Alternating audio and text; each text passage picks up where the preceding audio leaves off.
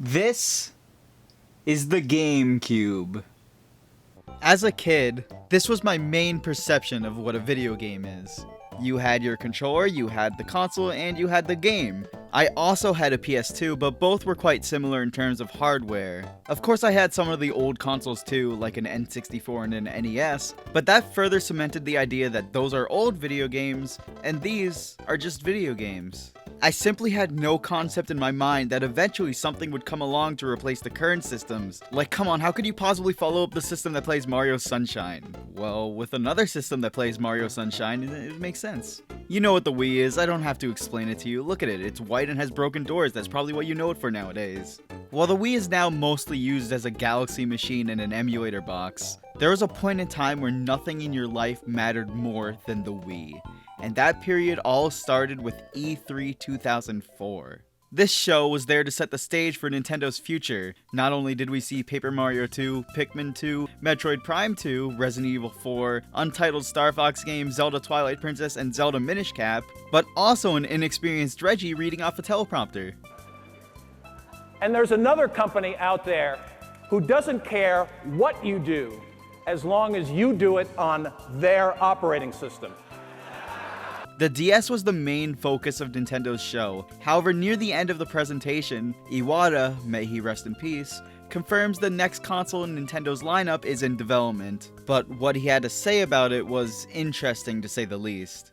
Nintendo is working on our next system, and that system will create a gaming revolution. I suppose I could give you a list of our technical specs, but I won't for a simple reason. They really don't matter.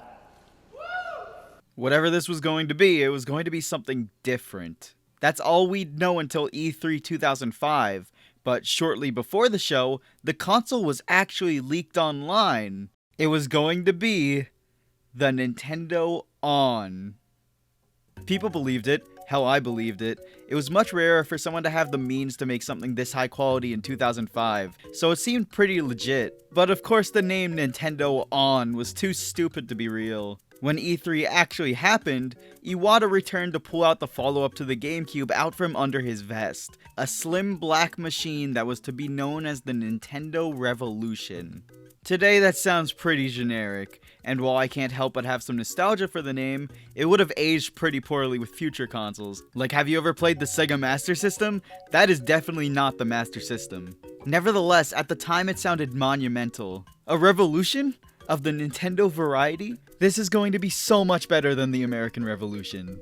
Keep in mind how the other two competitors treated their 7th generation consoles. Sony went with a more traditional route, following up the PlayStation 2 up with the PlayStation 3. As for Microsoft, I don't know what they were thinking. The Xbox 360 isn't even a circle, nor is it $360. But Nintendo Revolution, it didn't sound like it was just going to be a simple hardware upgrade like the other consoles. Not to mention, the console's design didn't look anything like Nintendo's previous systems. They've always looked a little childish, like a toy or a cube or a box or a bad Photoshop job. It was almost surreal how much the system's look fit the sleek and simplistic aesthetic that we all imagined the future would have. While the console left a lot to speculate over, it wasn't until the Tokyo Game Show 2005 that we would learn about what would become the console's defining feature. Iwata returned to give us in-depth details on the Revolution, talking about the console in front of a big screen with Japanese text on it. But most importantly, we were finally shown the controller, or should I say, the remote. They gave us a montage of people chopping food, playing music, banging drums, shooting things, swinging a sword, all with the remote in their hand. There was no gameplay in sight, but the concept immediately clicked. We aren't going to be playing games by pressing buttons. We're going to be playing games by using our arms. What we could do with technology was truly evolving, and it was becoming apparent in the world of video games. However, there's one single part of the trailer that stuck with me out of the entire thing.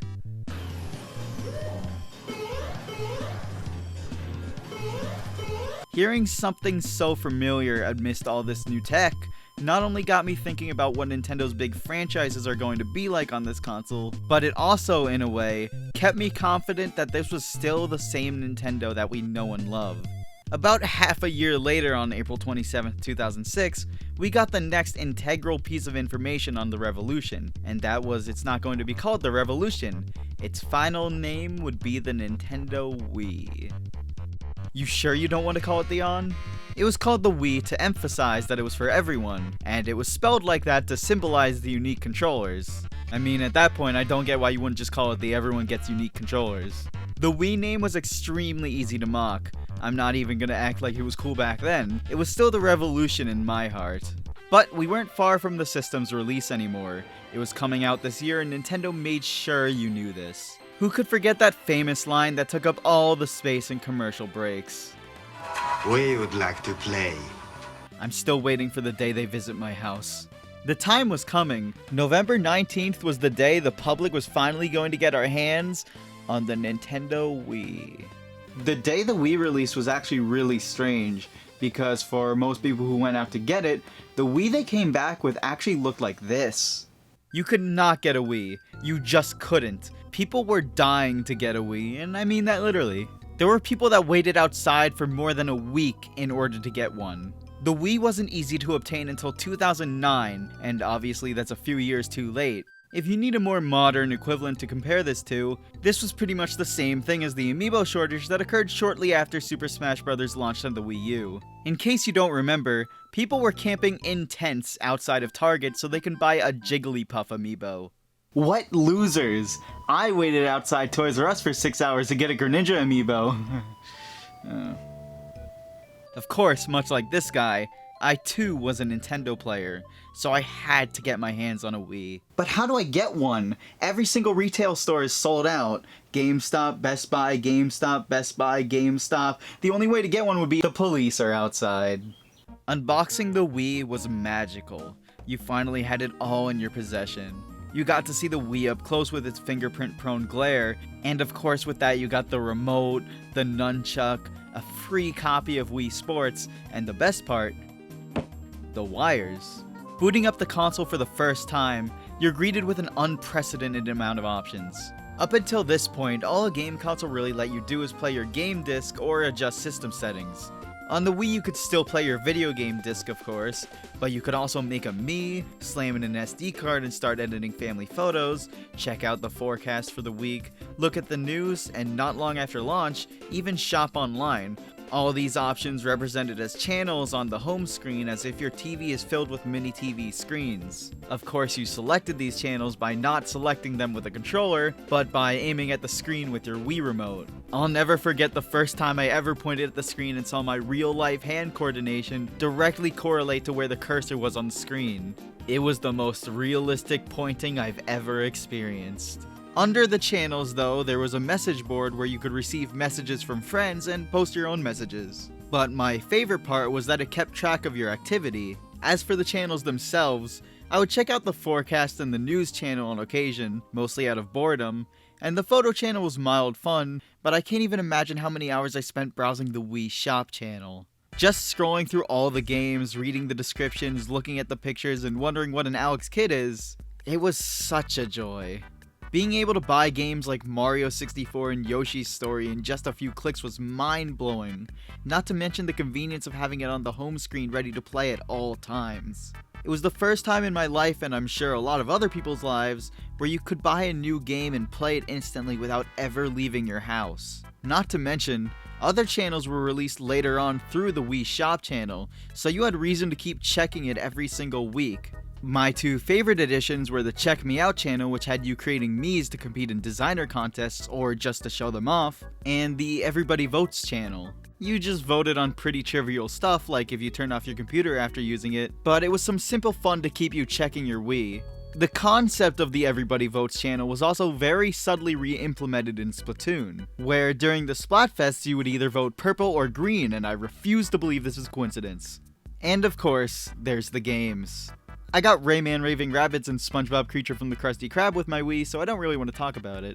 I enjoyed them along with Wii Sports of course, but Super Mario Galaxy was the first game for the system that was mind-blowing as a video game. However, that didn't release until late 2007.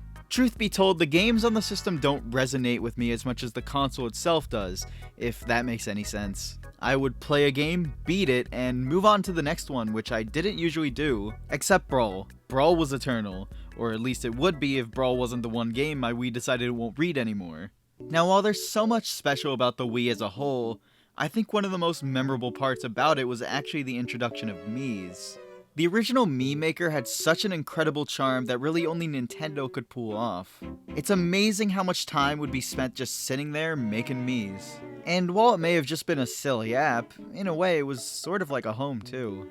Creating avatars of your family members, friends, and relatives and seeing them all together, it made the whole experience feel more personal than just a video game console.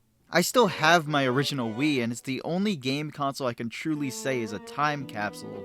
I can go back and look at all the Miis we made, see the hours I spent on Brawl the day it released, and look at all the random posts we made way back then. It reminds me of a much more innocent time, where the worst thing in your life was a scratched up disc.